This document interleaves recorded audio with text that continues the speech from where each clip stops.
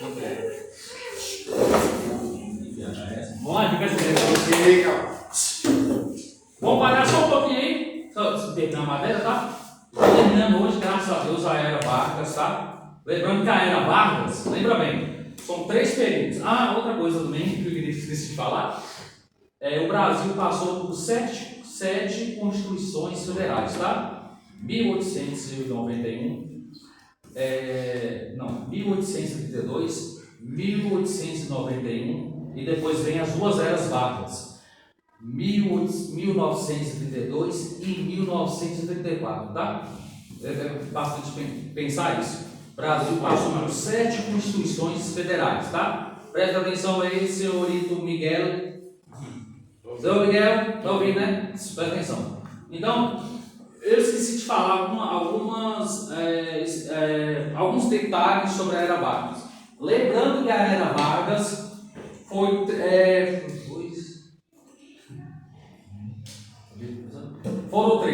Uma delas, governo provisório, está na anotação de vocês. Governo constituinte, tá? Que é como se fosse a nova abertura para a nova democracia. Inclusive jogo duplo, eu chamo isso de jogo duplo, ok? Ao mesmo tempo que Vargas ele vai tentar abrir o direito popular, ao mesmo tempo o Estado não ele fecha.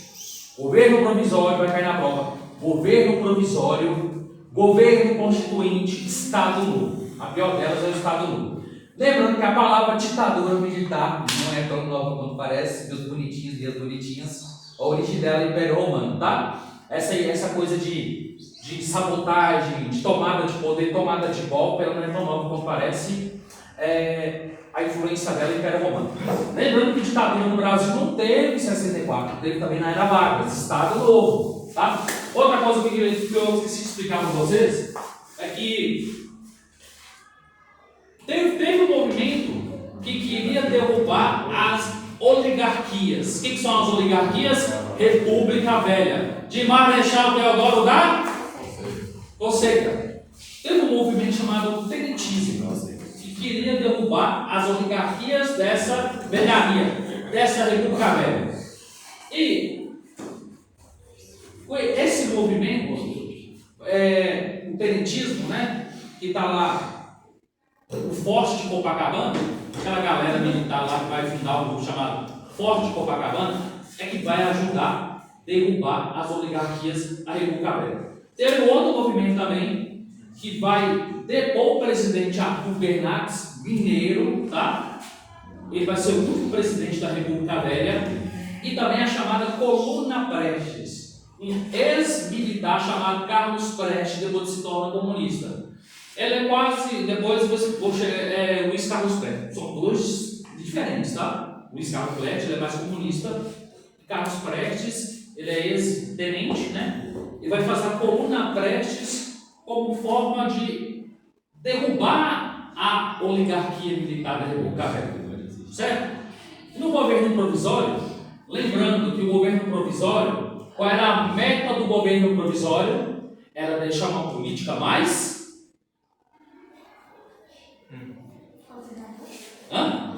Também conservadora, mas não é só isso. Lembra da crise de 29 no Brasil que estava passando? Era pegar o governo e se tornar mais centralizado, exatamente. Por que centralizado? Ele vai pegar todos os governadores, vai mandar embora e colocar também os novos interventores, que vai ser indicados por Paulo Vargas, tá bom? Então vai ter, no governo provisório, vocês vão entender que ainda não há uma eleição direta para eleger governadores, prefeitos, senadores, deputados federais e estaduais. O governo ele vai ser centralizado.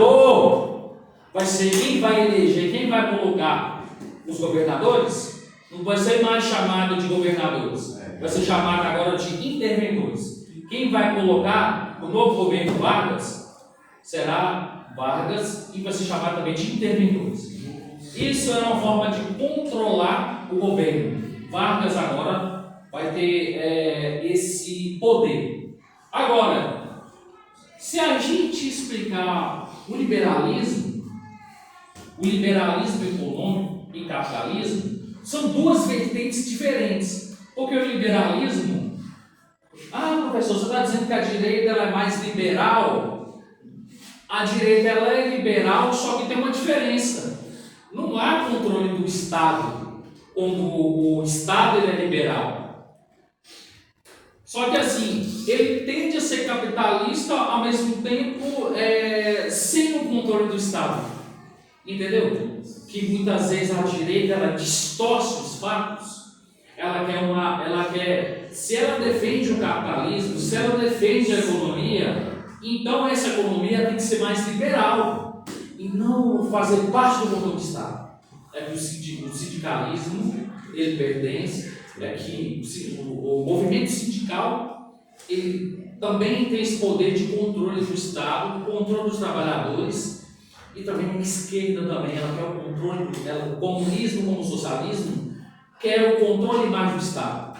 Então, quando a gente volta lá na Revolução Industrial e a Revolução Inglesa, quando a gente lê, é um livro muito fantasioso chamado O Capital de Adam Smith. Adam Smith fala que para uma sociedade chegar em uma evolução moderna, vamos dizer assim, de igualdades para todos, Adam Smith fala, em seu livro O Capital, fala o seguinte, que para um país se desenvolver economicamente falando, ela precisa ser liberal, mas não é só liberal, no sentido que no sentido assim que não vai haver ali o controle de Estado. Mas para uma sociedade ela se evoluir economicamente, é preciso distribuir riquezas, é preciso que um país se desenvolva, tá? É preciso que também se possa distribuir riquezas. Mas só que quando vocês lêem Adam Smith, a teoria sobre a evolução econômica de um Estado, ela é muito fantasiosa e romântica, porque não existe uma distribuição entre o empresário e o operário. Existe ali um capitalismo muito mais selvagem. Então, mas essa ideia liberal de Adam Smith, ela é um pouco controversa, porque você vê que essa distribuição ela é mais desigual quando você lê Adam Smith. Quando você pega ali para ler Adam Smith, a ideia que ele tinha de um país desenvolvimentista, de um país de direita liberal, é muito controversa, muito romântica, porque acontece que os países da Revolução Industrial vai haver muita desigualdade. Então apresenta ali uma ideia de direita conservadora muito romântica, que na prática não é. Então Adam Smith ele erra um pouco nisso, de querer uma sociedade desenvolvimentista, rica, mas porém ela não é igual, ela é desigual. Quando chega na Revolução Industrial, a sociedade ela se torna desigual, porque não tinha direito de trabalho. As crianças naquela época tinham exploração de trabalho por as crianças também tinham que trabalhar nas indústrias, as mulheres também tinham que trabalhar nas indústrias, então não tinha o conceito de uma reforma trabalhista na Revolução Industrial. Não tinha. O conceito de reforma trabalhista ela vem depois. E Vargas ele vai no governo constituinte, ele vai trazer isso, essa reforma trabalhista. E para um país se desenvolver, precisa também olhar a classe operária, certo? Então o governo provisório não foi bonito quanto parece, não foi lindo quanto parece. Teve um movimento, sim, teve um movimento de oposição ao governo provisório, que vai ser chamado de FUB, é chamado de Frente Única Paulista, tá? Que foi um movimento que queria derrubar do próprio Vargas. Esse governo provisório falou assim, não, mas o governo está centralizado, isso aí ele não aceita. Mas se o Estado está controlado, se o Estado está centralizado, vamos dizer que isso é um golpe, que isso é uma autoridade de um ditador. E Vargas tinha esse caráter de ditador. Ao mesmo tempo que ele é ditador, ao mesmo tempo ele abraça o povo como forma de driblar de fazer jogo político, de ter duas manobras do sistema. Vargas tinha esse poder de fazer um jogo político, né? Ao mesmo tempo, indiretamente apoiar os militares e diretamente ficar abraço do povo, abraçar o povo. Então você vê que Vargas ele faz um jogo de mão dupla. O próprio Vargas, ele faz um jogo de mão dupla. Porque o povo, ele queria que o povo visse Vargas como um pai, né, da nação, pai dos povos. Então, a própria propaganda brasileira vai fazer isso, colocar Vargas como um pai dos pobres. Ao mesmo tempo, é um jogo político, via de mão dupla, que Vargas vai fazer. Então, quando você chega aqui, na oposição do governo, FUP, Frente Única Paulista, que vai se opor ao governo provisório, vai acontecer também morte de estudantes. Como, por exemplo, Martins, Mirangalha, Drauzio e Camargo. MMDC, não é matemática não, viu, gente? Aqui isso é uma homenagem aos estudantes mortos nas manifestações perante o governo provisório de Vargas. Quando chega quando Vargas ele percebe essa pressão política, ele percebe que o povo está indo mais para a rua, né? Está indo mais manifestar, estão querendo direitos também, como direito de voto que a mulher não tinha. A luta das mulheres vai ser bastante importante no período da governo constituinte de 1932 a 1934. Beth Lutz é uma escritora estrangeira, ela vem para o Brasil para fortalecer a identidade feminina, de poder trabalhar, né, de poder conquistar suas coisas, de ter direitos trabalhistas como o homem também tinha, de ter direito de votar. Negra, de Santa Catarina, ela morava em Santa Catarina. Antonieta de Barros, ela era uma ativista negra, e nesse tempo ela vai criar escolas para as comunidades carentes, e ela vai defender a meritocracia e não o privilégio. A gente vê que no governo Vargas ele vai chegar ao poder. Lembra que eu expliquei que Vargas, quando ele chegou ao poder, o voto ele foi muito direto. Não foi direto, o povo não tinha direito de votar. Quem colocou Vargas, quem indicou Vargas ao poder, foi o próprio Washington Luiz, que indicou Vargas ao poder. O próprio Washington Luiz. Indicação Vargas, ele foi indicado por Washington Luiz. Então vocês vão ver que a Antonieta de Barros falava muito isso, sobre o direito de votar, direito de vencer na vida sem receber privilégio nenhum, sem receber dinheiro nenhum.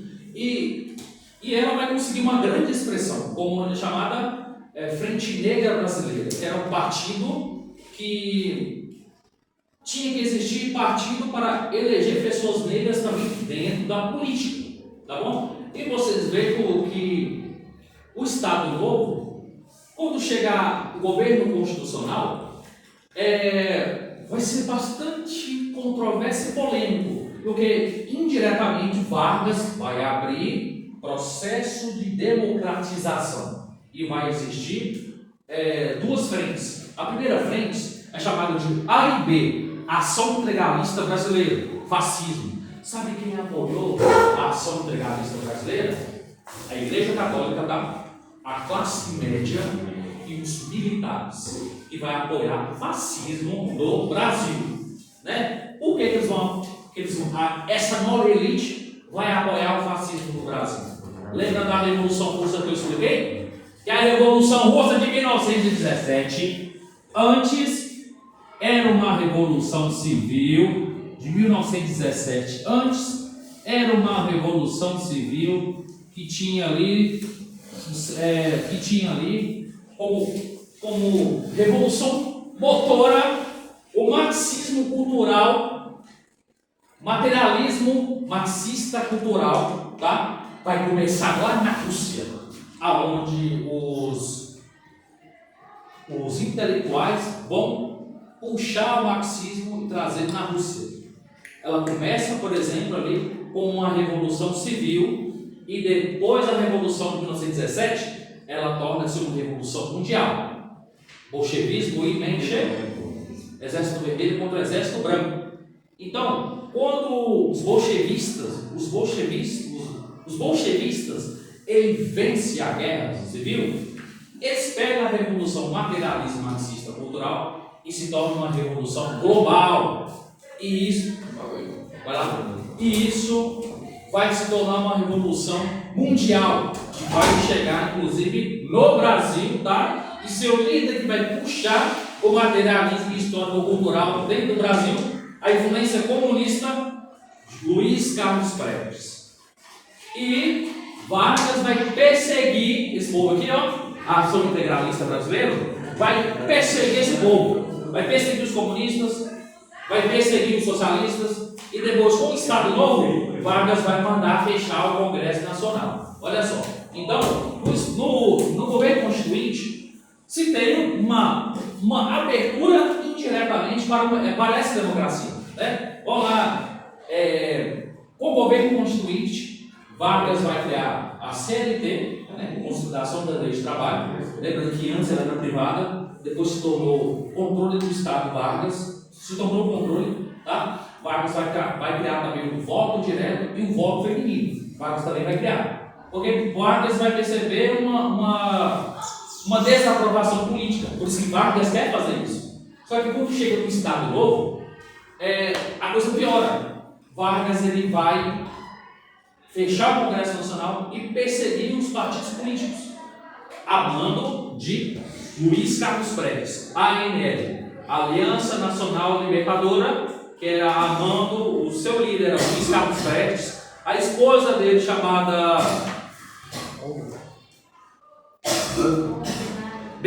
Olga Benário, ela vai ser deportada pela Alemanha e depois morta pela campo de concentração em Auschwitz, né? Ou em Dachau, né? Ela vai ser morta. Então, no governo constitucional, Vargas vai perceber que isso está desaprovando, sabe? Isso vai começar a desaprovar o governo de Vargas. No Estado Novo, Vargas ele vai mandar fechar o Congresso Nacional e perseguir os comunistas. Só que tem um problema: o quererismo. O povo queria Vargas de volta ao poder. E Vargas ele vai usar uma espécie de mão dupla. Ao mesmo tempo que ele é amigo dos militares, né? Ele vai também abraçar o povo, porque Vargas vai perceber que no fim do seu mandato no Estado Novo, Vargas vai perceber que ele vai sofrer um golpe de Estado. E Vargas vai indicar Góes Monteiro e o general Dutra, dois militares de bastante influência no poder político. Então Vargas vai perceber que a única forma dele ter esse jogo de mão dupla é abraçar o povo. Então Vargas ele é bastante polêmico, porque ele tem duas vias de mão dupla. Ao mesmo tempo que ele precisa dos militares para fazer o jogo político, ele vai precisar do povo para não sofrer o golpe de Estado. Tá? Então, para finalizar, é só isso. 3 governos: governo provisório, governo constitucional, 1932, 1934 e Estado Novo. Pelo Estado Novo, vai haver uma insatisfação do período getulista após a Segunda Guerra Mundial, quando o Brasil começa a entrar efetivamente para a guerra e Vargas tinha que tomar um lado. Você tinha que apoiar os Estados Unidos ou você tinha que apoiar o fascismo na Itália.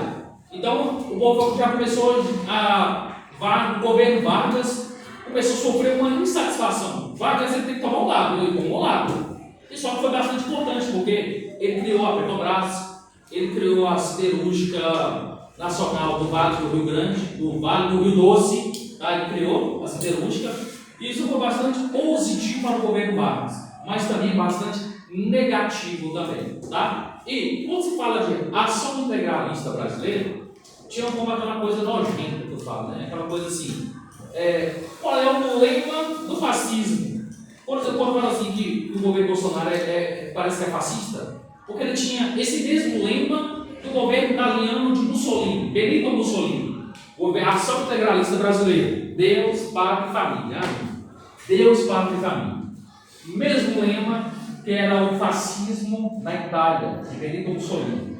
A ação integralista vai copiar o fascismo italiano, certo? E Vargas, depois do Estado Novo, vai sofrer consequências, porque o povo queria a derrota da Alemanha e Vargas tinha que tomar uma decisão, se ele se ele abraçava os Estados Unidos ou se ele ficava com o fascismo.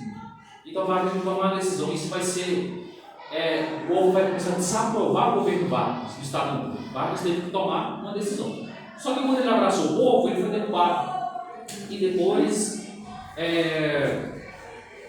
em 1954, ele se suicide, né? Ele tira sua própria vida. Com uma arma contida no coração, tira sua própria vida. Então você vai ver que o Vargas ele é bastante, ao mesmo tempo que ele é popular, ao mesmo tempo que ele abraça os interesses dos militares do povo, tá? Vocês vão entender isso? Por favor, matéria já encerrada, tá? Estude a matéria Era Vargas, Estado Novo, tá?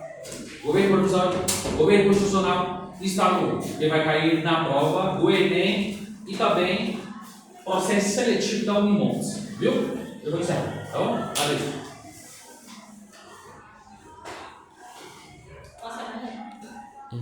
Aperta aqui. Tirou foto.